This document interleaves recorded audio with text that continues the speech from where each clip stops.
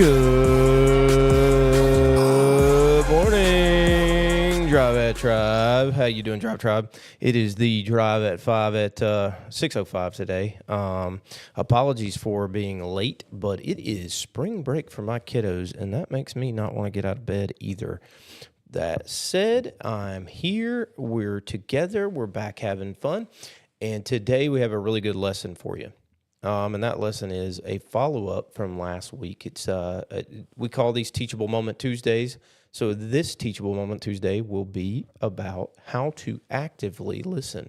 You would think with these big old ears of mine that I would be able to listen a little better than I do. But one of the things that you'll notice as you become, let's say, more intelligent, maybe you learn, more experienced, more wise, you gain wisdom over time, is that you tend to listen less and talk more. Why is that? Part of that tendency is because we've gained experience. We have things that we'd like to share. We want to impart that knowledge to others so they don't have to learn the hard way like we did.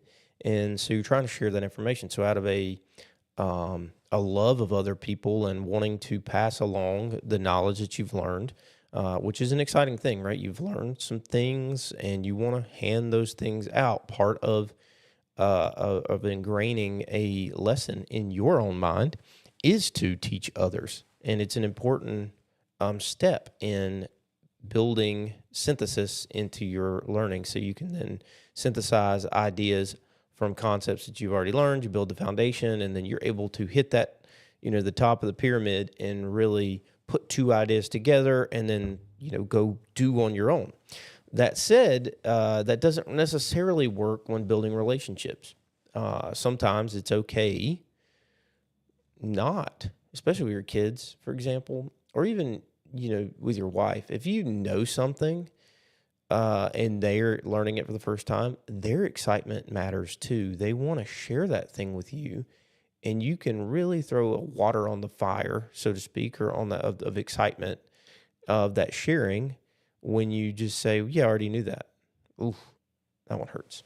I do it from time to time, and I need to not, especially with some of the things that my son really enjoys. All right, so what are we talking about? I just rambled there for a minute. What are we really talking about? What we're really talking about is how to actively listen and how to use that active listening to grow and make a better impact. So think about it like this. Leaders who listen better, lead better, and those who lead better make a larger impact. It's more than staying quiet. What is active listening? It's more than staying quiet. It's actually being present in the moment, being engaged, and being a part of the conversation. So let's talk about how we make people feel seen, heard, and safe so they can share with you, and that's where the best ideas come from. So here are 3 steps, just 3, and we'll go with a story at the end to kind of emphasize what we mean here. So step 1, and this is really where it all starts: listen to understand, not to reply. Men, I'm talking to men for just a split second here, and I'm making some generalities, and you can hate me for it if you want to, but men generally tend to want to fix things. Okay, and this goes not just for your professional life, but for your wife as well. Sometimes people just want to be heard, and they want to figure it out, and all they want you to do is listen. So when you're in the moment, drop the urge to fix or comment or tell your story. Don't be the one-upper. Sometimes I can do that. I try to fight the urge. Didn't know that I did that as a kid. But you always want to one-up the other in the conversation, or that's how you want to relate to them. If you want to get to know people, if you want to know their ideas, you need to listen and be present and listen to hear, not to reply. Something you can do if you're having a conversation one-on-one, it's okay to forget a point that you were going to make in the future. Just let it go. If you're having a conversation in a group, and you have some things that are important that you need to share later, write them down. Don't say them, don't blurt them out. Write them down so they're there, and then forget it and keep listening to the speaker. It's going to vary by group. What are you doing while you're listening? How are you staying engaged in the conversation? One thing for this generation, myself included in this day and time, put your phone away. It is said that having your phone out, just by having it on the table, you actually influence the other person to be less open and share less. Put it on do not disturb mode. If you're having a conversation, then have a conversation. Or set the standard before you start the conversation. Hey, I'm expecting a call, or I may be getting a call from a very important ... Because of that, I may have to take a call in the middle of our conversation. I don't want to be rude, but I do want to let you know that out on the outset so that we can have a really good conversation, but know that if I get that call, I'm going to have to take it. You've set the standard. They don't feel like you're leaving them out. They will be heard because of that. And then what are you looking for in the conversation? Now, this is from Craig Rochelle. I thought it was kind of interesting that me and him talked about questions and asking great questions kind of around about the same time. But he talks about full contact listening and what you should do to when you're listening or observing, like what are you looking for? You're looking for the tone. What are they saying back to me? How are they saying it? And what tone are they saying it? When do they pause? And by the way, let those pauses breathe. You do not need to fill those empty voids. You see, space is okay. You had time to digest what I just said. Let the pauses breathe. Observe the body language. You're going to know how they feel. And by the way, I'll talk about this after. It'll be a little bonus, but remind me if I don't in the comments or after you watch it, and I'll come back to it. You can do active listening when you're talking. So anyway, body language. You're looking for unspoken emotions. Do they get choked up on a certain word? Is there a point that they're not wanting to let something loose? You're going to see it if you're looking for it. This is why you got to make good eye contact, have a conversation. It's okay, to look away every now and then. If you're thinking about something, they're going to understand because they're going to be thinking about things too. You don't want to make them feel uncomfortable, but look for those unspoken emotions. Where you stand next to them or where you sit will make a difference. What's being said, what's being implied, what's being avoided, those things are important. And finally, you're looking for the facts and the heart behind someone's words. You're not just looking for the facts only.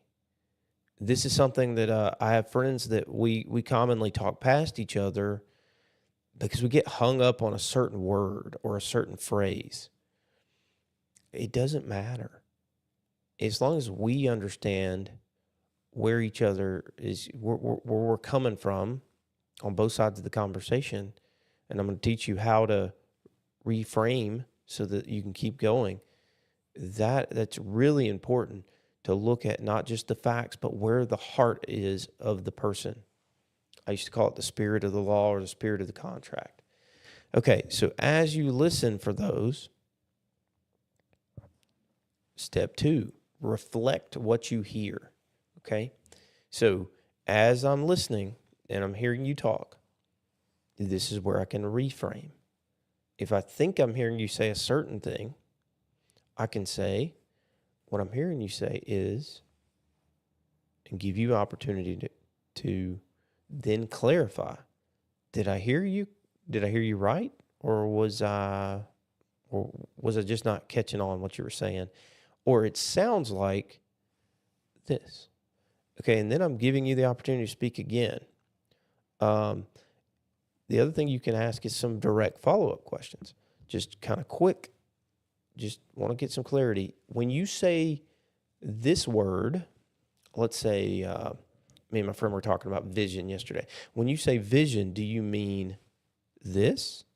or this. In our case, we were talking about a godly vision, and his assessment was very simple. Why I was in the wrong when we were talking about it was there's God's vision, which is very clearly laid out, and then if you're a pastor or a leader in a church, there's the administration of that vision that has to be done. Now, I'm not sure all the proper roles. I come from a business background, so I'm not really the right person to comment on how to set up a church, so to speak. But the point we were making was I was using the term as more administrative, like how to do work in the church or make decisions about, hey, do we buy or rent a facility, those sorts of things.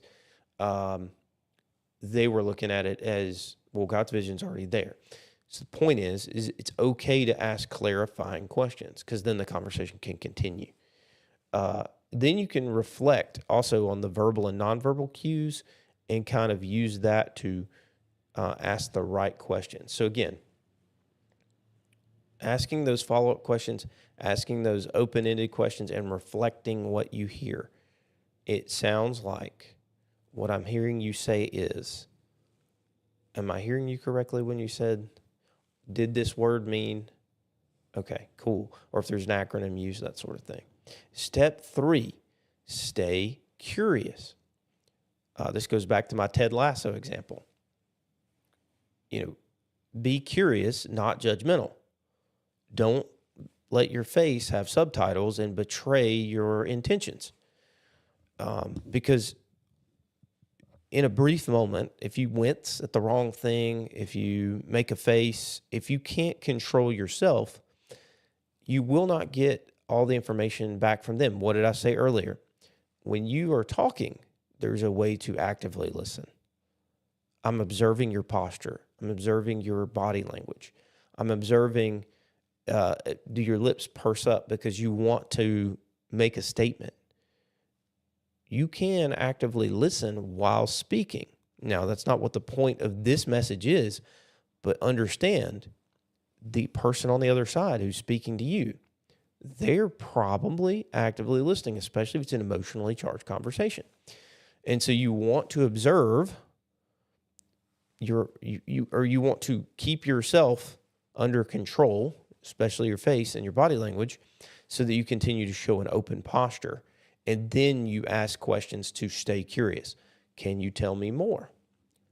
If they're telling you something that's really difficult to say, and let's say they pause for a long time, and how depending on how close you are, a hand on the shoulder might be something you have to do. Hand on the shoulder. That sounds really difficult. Tell me more about that. Or that sounds really difficult. Would you like to share more about it? You want to give them an opportunity to continue down the path. And if the conversation's over, and I'm not trying to say do things generically. Don't. You will know your relationship with that person and make the appropriate statement.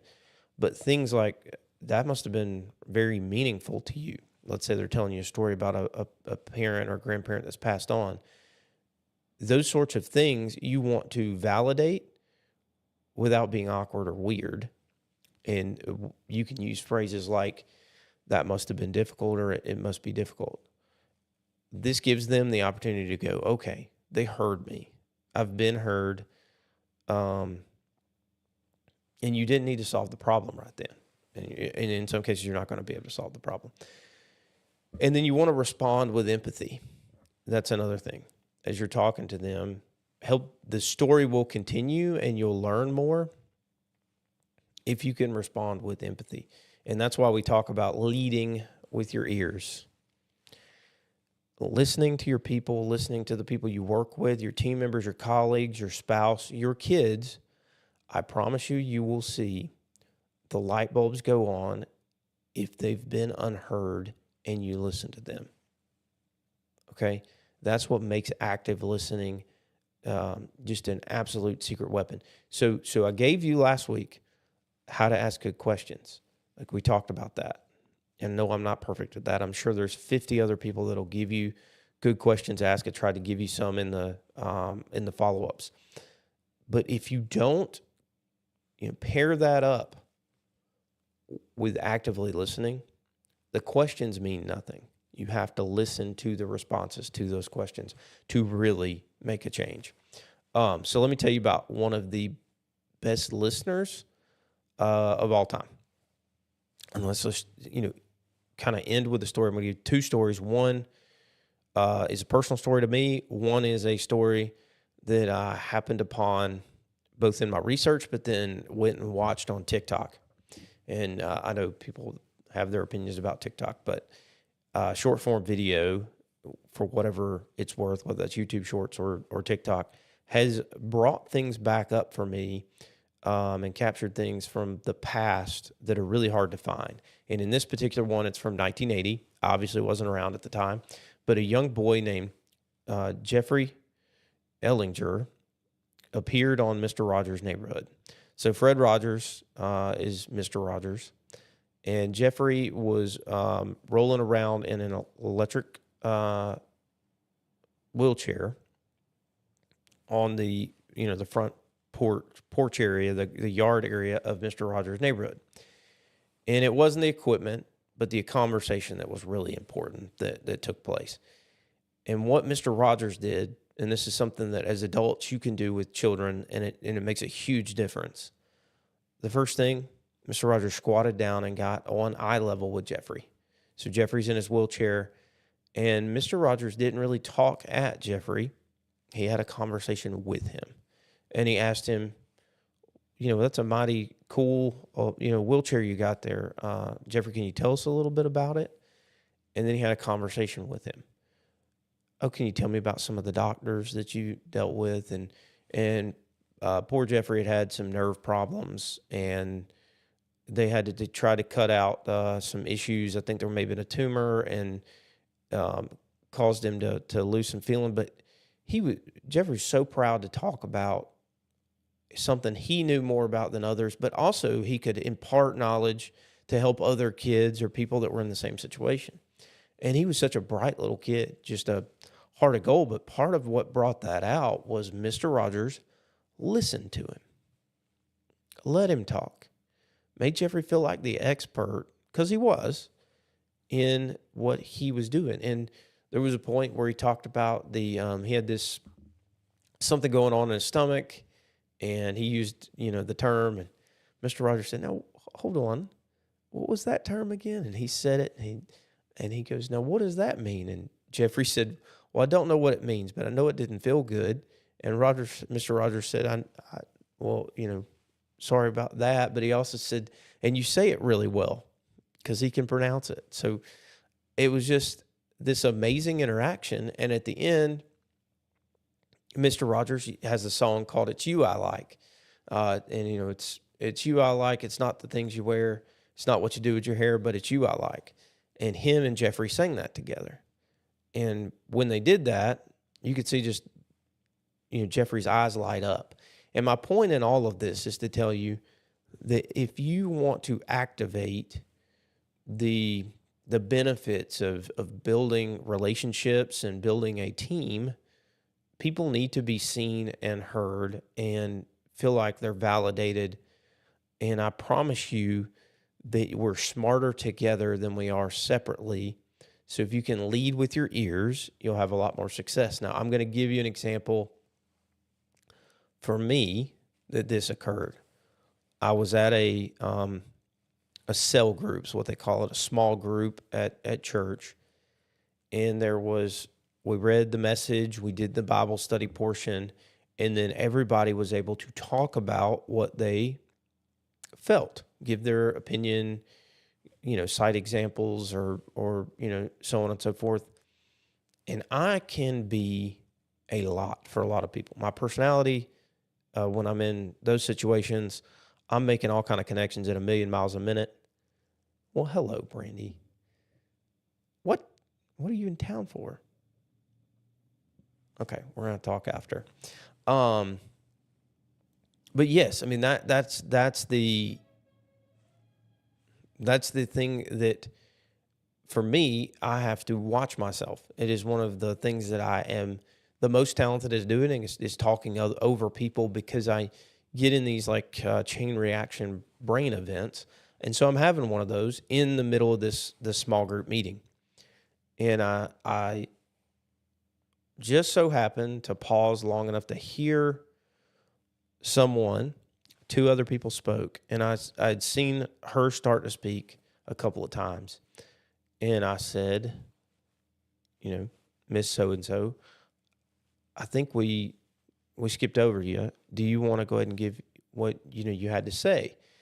And then when I did that, again, just like I saw with Jeffrey Ellinger here on the Mr. Rogers program, I saw her light up.